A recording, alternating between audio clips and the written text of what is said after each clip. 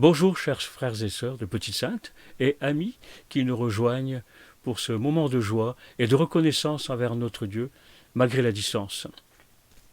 Les moyens techniques qui sont mis à notre disposition, sans remplacer la communion fraternelle, nous permettent d'exprimer ce que nous sommes, c'est-à-dire la famille de Dieu, l'Église de Jésus-Christ, corps de Christ. Nous allons tout de suite entendre un premier chant que beaucoup d'entre vous connaissent, Amazing Grace. Ce chant exprime la joie d'être pardonné et la reconnaissance envers Dieu. Tout de suite donc, Amazing Grace.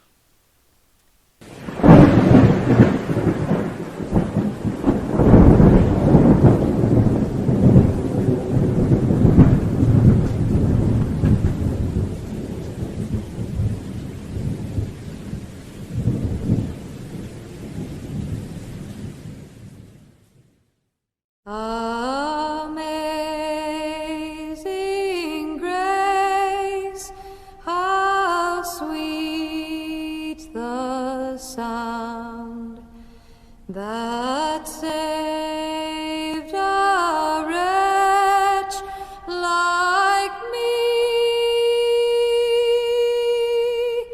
I once was lost, but now I'm found, was blind, but now I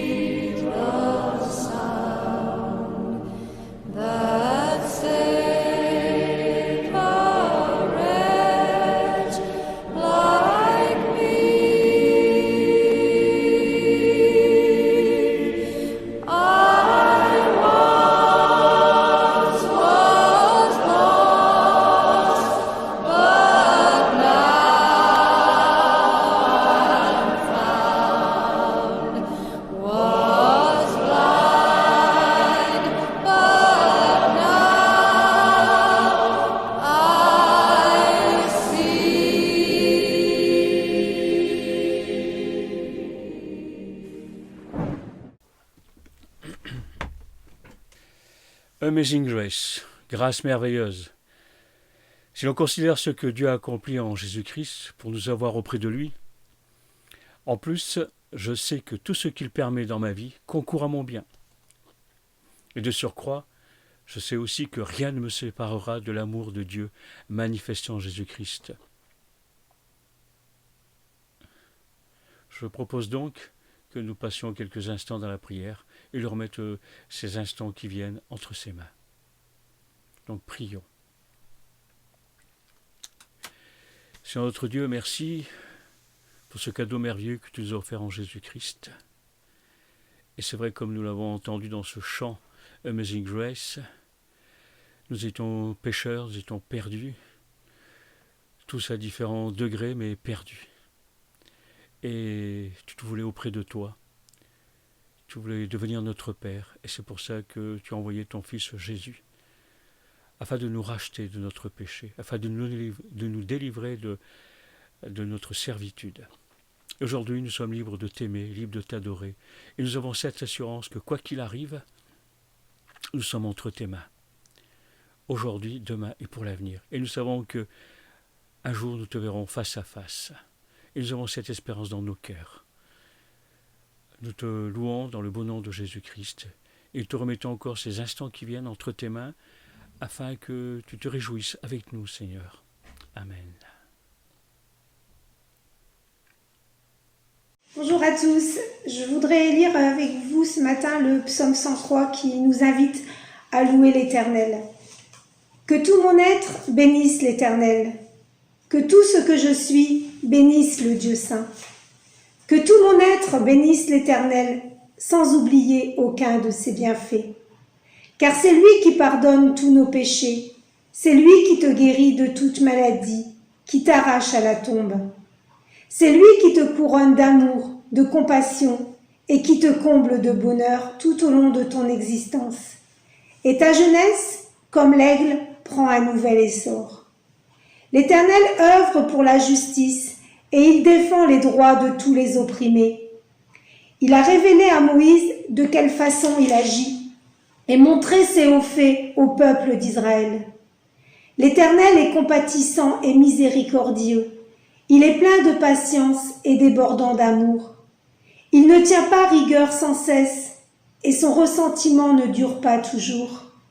Il ne nous traite pas selon le mal que nous avons commis. Il ne nous punit pas comme le méritent nos fautes. Autant le ciel est élevé au-dessus de la terre, autant son amour est intense en faveur de ceux qui le craignent. Autant l'Orient est loin de l'Occident, autant il éloigne de nous nos mauvaises actions. Et comme un père est rempli de tendresse pour ses enfants, l'Éternel est plein de tendresse en faveur de ceux qui le craignent. Il sait de quelle pâte nous sommes façonnés. Il tient compte du fait que nous sommes poussière. L'homme, sa vie ressemble à l'herbe. Lui, il fleurit comme une fleur des champs. Qu'un vent souffle sur elle, la voilà disparue. Le lieu qu'elle occupait ne la reconnaît plus. L'amour de l'Éternel est là depuis toujours et durera toujours en faveur de ceux qui le craignent. Il ne cesse d'agir pour la justice en faveur des enfants de leurs enfants, en faveur de ceux qui restent fidèles à son alliance, de ceux qui tiennent compte de ses commandements pour les mettre en pratique. Dans les cieux, l'Éternel a établi son trône et il exerce son pouvoir royal sur l'univers entier. Bénissez l'Éternel, vous tous ses anges à la force puissante, vous qui exécutez ses ordres, promptes à lui obéir. Bénissez l'Éternel, vous toutes ses armées célestes, vous qui à son service exécutez sa volonté. Bénissez l'Éternel, toutes ses créatures, partout où il gouverne. Que tout mon être bénisse l'Éternel. Bonjour frères et sœurs, nous sommes heureux de partager ce moment avec vous et de vous proposer ce chant, Abrite-moi. Voici entre autres choses ce qu'il dit. Même si les océans se déchaînent, je les traverserai avec toi. Père, tu domines les tempêtes, je suis tranquille car tu es là. En effet, Les temps difficiles que nous vivons aujourd'hui sont des temps prévus de toute éternité. Seulement, la parole nous dit à plus de 300 reprises de ne pas craindre. Ainsi, nous qui sommes appelés enfants de Dieu par adoption, nous sommes assurés de la bienveillance de ce Père qui ne sommeille ni ne dort, comme le dit le psaume 121. Et par-dessus tout, Jésus a dit « Je vous laisse ma paix, je vous donne ma paix. Je ne vous donne pas moi, comme donne le monde. Que votre cœur ne soit pas troublé ni craintif. » Jean 14, 27. Donc ce chant nous exhorte à confesser que Jésus sera toujours à nos côtés pour tout traverser.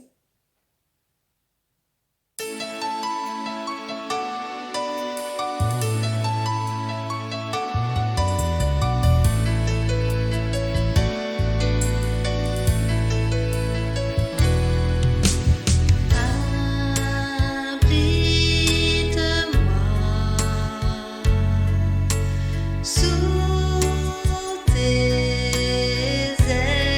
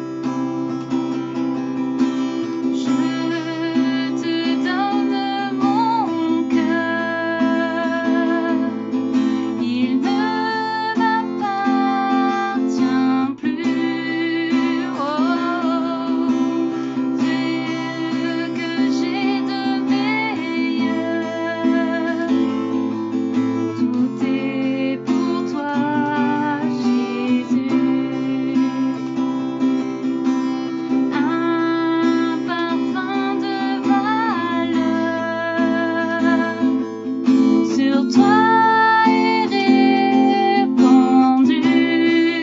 Oh,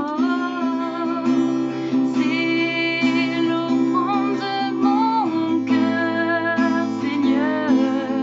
Je suis à toi, Jésus.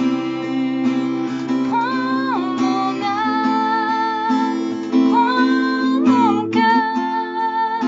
Je te donne tout, oui, je te donne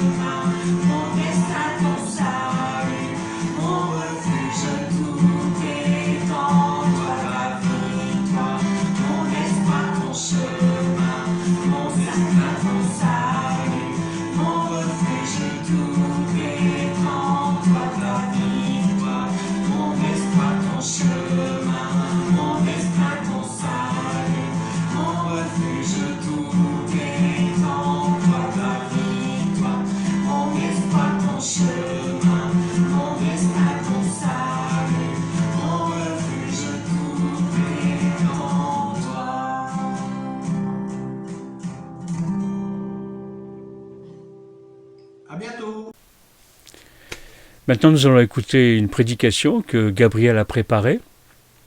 Et celui-ci n'ayant pas les moyens techniques, il m'a envoyé le texte que je vais vous lire.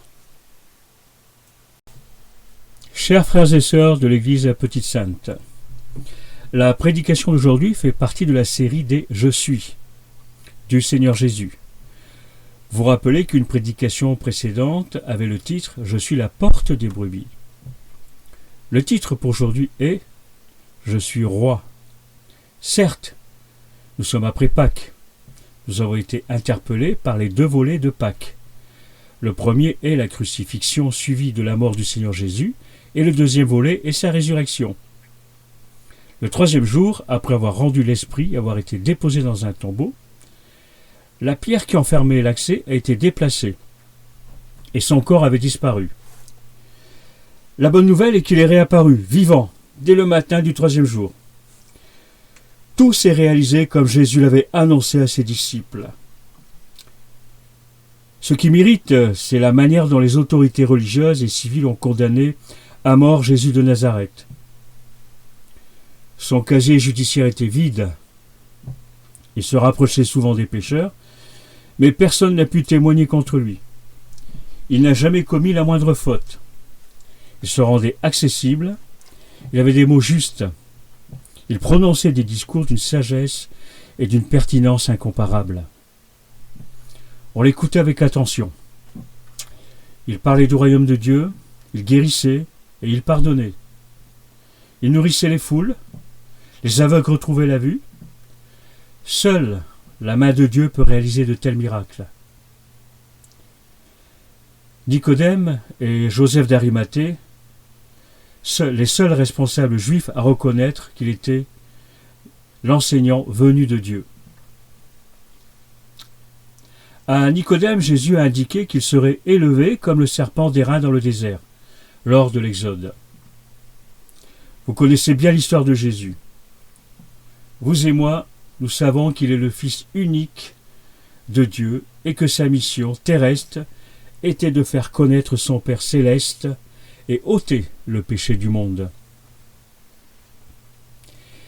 Les responsables religieux n'ont pas vu plus loin que leur nombril. Ils ont été des concepteurs de lois inutiles. Ils étaient tellement à l'affût des moindres infractions qu'ils n'ont pas su reconnaître le Messie en Jésus. Ils ont préféré le condamner à mort, pour qu'il disparaisse. Pour y parvenir, ils ont rassemblé des prétextes sans fondement. Ils l'ont arrêté et jugé dans la hâte. La Pâque juive allait avoir lieu.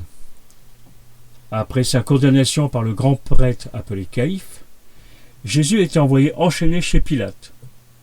Son quartier général était à Césarée, mais à l'approche de la Pâque juive, il s'était déplacé à Jérusalem pour y faire régner l'ordre par la terreur.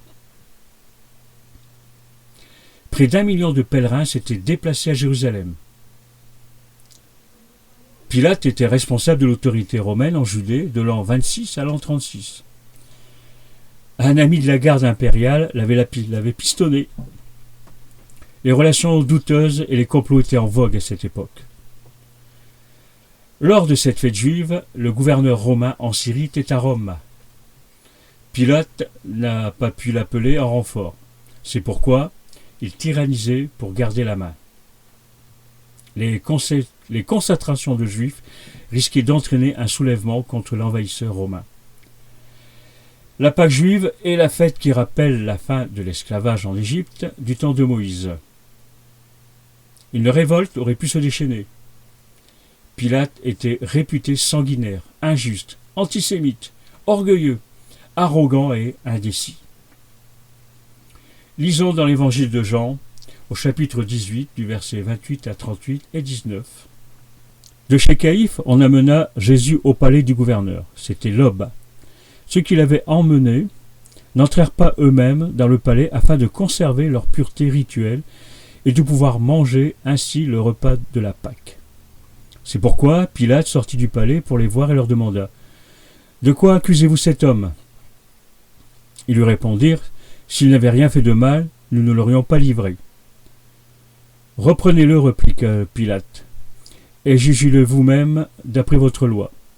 Mais ils répondirent, nous n'avons pas le droit de mettre quelqu'un à mort. La parole par laquelle Jésus avait annoncé quelle mort allait subir devait ainsi s'accomplir. Pilate entra donc dans le palais de justice et fit comparaître Jésus. « Es-tu le roi des Juifs ?» lui demanda-t-il. « Dis-tu cela de toi-même, ou d'autres t'ont-ils dit cela à mon sujet ?» répondit Jésus. « Est-ce que je suis roi, moi ?» répliqua Pilate. « Ce sont ceux de ton peuple et les chefs des prêtres qui t'ont livré à moi. Qu'as-tu fait ?» Jésus lui répondit, « Mon royaume n'est pas de ce monde. Si mon royaume était de ce monde, mes serviteurs seraient battus pour que je ne tombe pas aux mains des Juifs. Non, réellement, mon royaume n'est pas d'ici. » « Es-tu roi ?» reprit Pilate. « Tu le dis toi-même, je suis roi. Si je suis né et je suis venu dans ce monde, c'est pour rendre témoignage à la vérité. Celui qui appartient à la vérité, écoute ce que je dis. » « Qu'est-ce que la vérité ?» répondit Pilate. Là-dessus, il alla de nouveau trouver les Juifs et leur dit, « En ce qui me concerne, je ne trouve rien chez cet homme, aucune raison de le condamner. »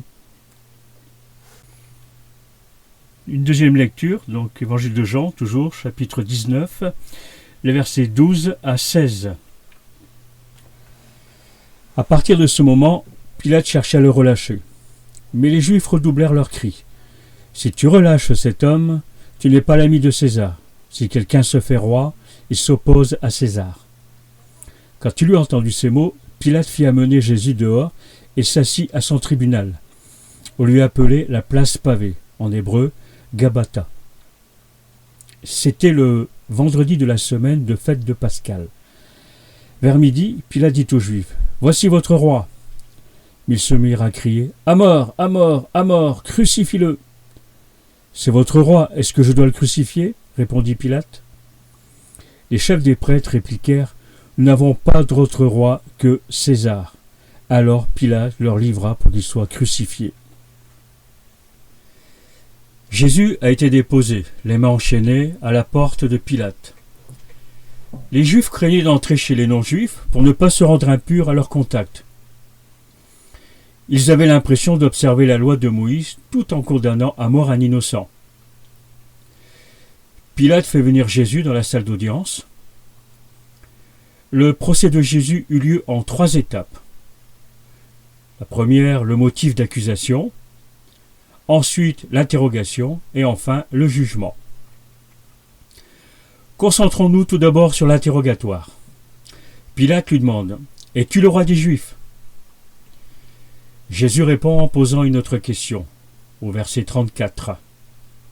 Pilate ne semble pas reconnaître en Jésus un roi dangereux et soutenu par une armée nombreuse. Pas non plus reconnaître en Jésus un personnage influent qui aurait pu lui assurer une faveur politique. Il voit que Jésus est quelqu'un qui n'a pas d'autorité. Ici encore, nous voyons la main de Dieu, souverain en action. Jésus avoue que son royaume n'a aucune caractéristique politique, ni d'armée. Nous savons que le royaume messianique résulte de la victoire de Jésus-Christ sur le péché dans la vie de ses fidèles. Le royaume dont Jésus est le roi est spirituel. D'après Apocalypse 11 au verset 15, ce royaume deviendra visible pour l'éternité. Mais ce temps n'est pas encore venu. Un royaume sans caractère politique ni humain, mais Pilate dans l'embarras. Jésus est-il donc vraiment un roi ? Le verset 37 est le verset clé. Jésus répond franchement, « Tu le dis même, je suis roi. » Jésus est devenu humain pour rendre témoignage à la vérité, mais ses normes royales sont spirituelles.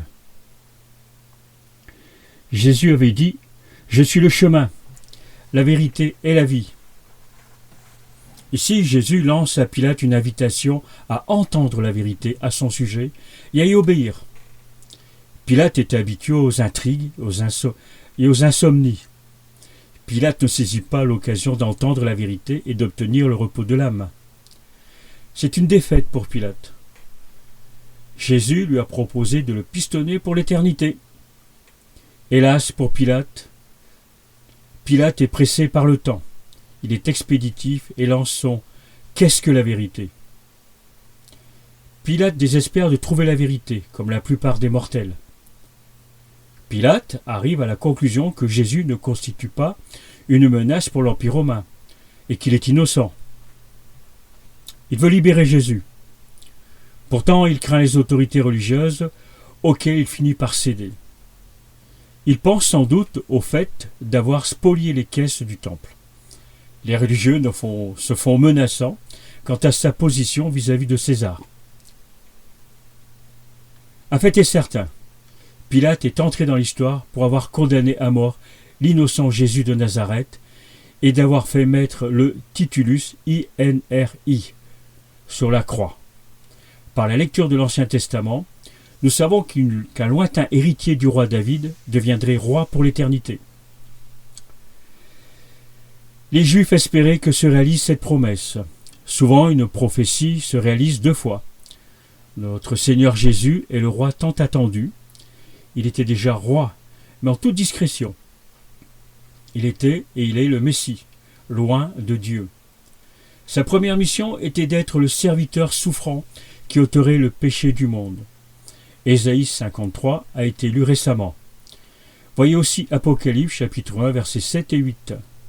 Et pour nous, Jésus est-il roi ou est-il simplement un enseignant très sage, un intéressant, qui vécut il y a 20 siècles?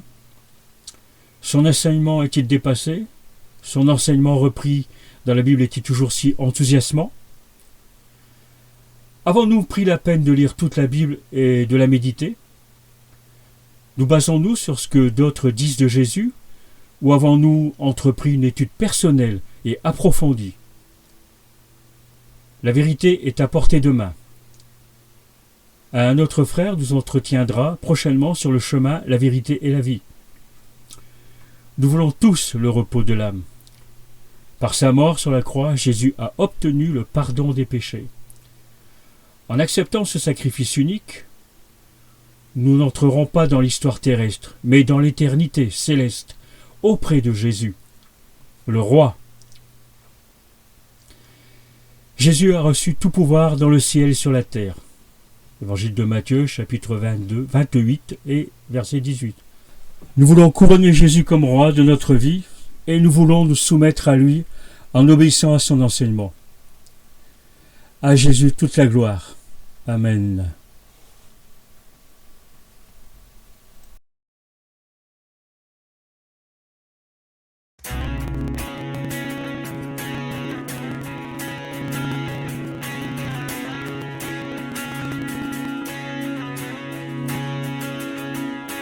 Que des temps de l'éternité, par qui l'histoire est orchestrée, notre Dieu règne à jamais.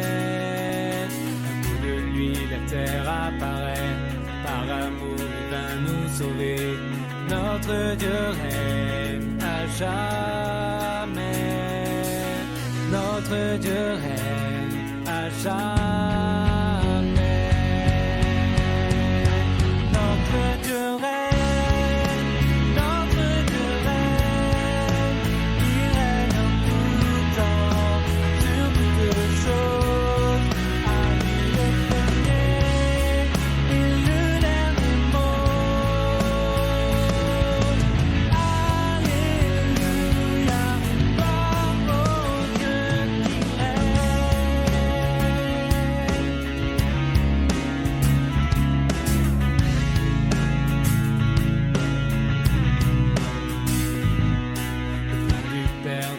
Ses faveurs, de ma percée pour des pécheurs, notre Dieu règne à jamais.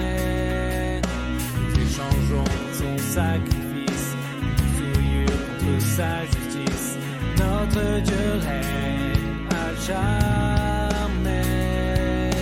Notre Dieu règne à jamais. Alléluia,